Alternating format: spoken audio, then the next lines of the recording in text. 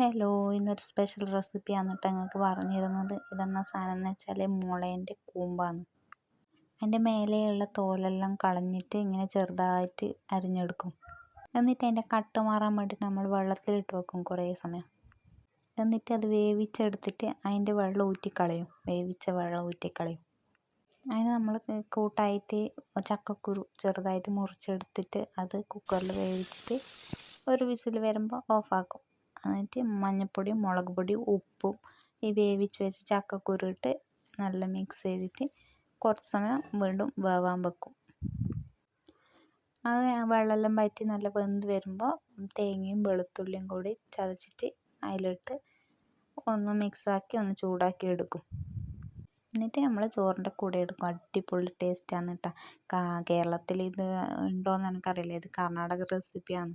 Video ഇഷ്ടമായാൽ subscribe ചെയ്ത് support ചെയ്യാൻ മറക്കല്ലേ.